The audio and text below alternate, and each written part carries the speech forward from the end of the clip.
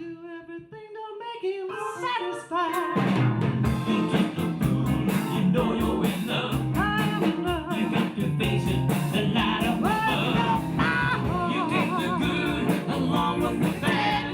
Sometimes you're happy and sometimes you're sad. One more time. You know you love. I wanna know why you treat you like you do, and he's such a good man. I was diagnosed with breast cancer in 2007. I felt like that cartoon dog that hears blah, blah, blah, blah, cookie, and all I heard was blah, blah, blah, blah, cancer. It was really scary. The nurse navigator called me to set up an appointment to talk about treatment options and to really let me know what to expect. I'm a breast cancer nurse navigator, and the main purpose of this role is to be a support person for the newly diagnosed breast cancer patient and continue to be that focal point during the whole diagnostic and treatment process. And we try to meet with her the same day just to kind of help her settle down and understand her diagnosis and prepare for the next steps. We talked at length about options, and I felt like I was going to be fine as a result of that. I stopped hearing cancer and started hearing health. I was really lucky. I was diagnosed with stage 1 cancer, which meant that I had some pretty good treatment options. The surgeon that I met with recommended a lumpectomy. I met with my radiation oncologist, and she explained the whole process to me and really demystified preconceived notions that I brought with me. Many of our patients, like Carol, come to us having had a lumpectomy, surgery to remove the breast cancer in a small room of normal tissue, and they're here to learn about radiation therapy, which can eradicate any breast cancer cells which may remain in the rest of the breast. When a patient is ready for radiation therapy, we bring her in for simulations.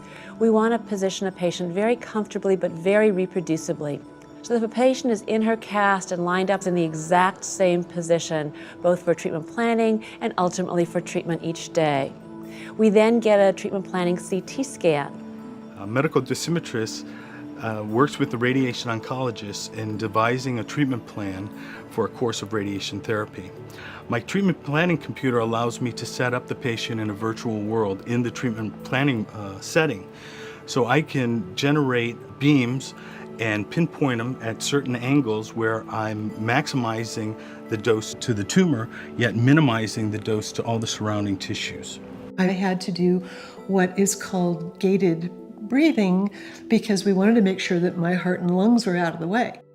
What this meant for Carol and for our left-side breast cancer patients is that we can see exactly where she is in the respiratory cycle. And when she's at the same place in a deep breath hold, we can turn the radiation beam on so she gets all of her treatment during a deep breath hold when the heart is far away from the radiation beam. It turns out that it was really easy to do. I just would hold my breath, have my treatment, finish my cup of coffee, and go home. This is our treatment room. This is where you'll be when you come in each day for radiation treatments. We'll set you up on the treatment couch into the special mold that was made in CT planning. After the doctor has verified your position, what we'll do is we'll make sure that we've lined up under the gantry. This is where the radiation comes out. And then we'll move the gantry into position to get ready for your treatment.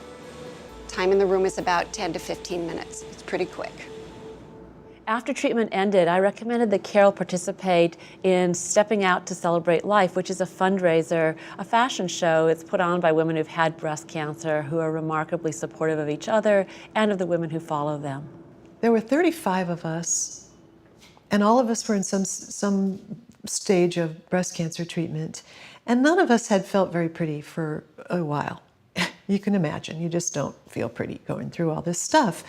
But this night, at this event, we all felt really beautiful, and everybody in the audience was somebody who loved us. God, you just couldn't miss. It was perfect. And it moved everybody who attended, everybody who participated, everyone who volunteered. It was magnificent. And the best part was that we raised a lot of money for women who came behind us. We now see Carol in yearly follow-up. It's been 3 years and she's doing beautifully. The vast majority of our early stage breast cancer patients go on and have normal rest of their lives. I've learned to pay attention in new ways as a result of this. So I just encourage anybody who, gets a funny looking box, take the lid off, look inside there. You'll be surprised what you find. I feel so lucky.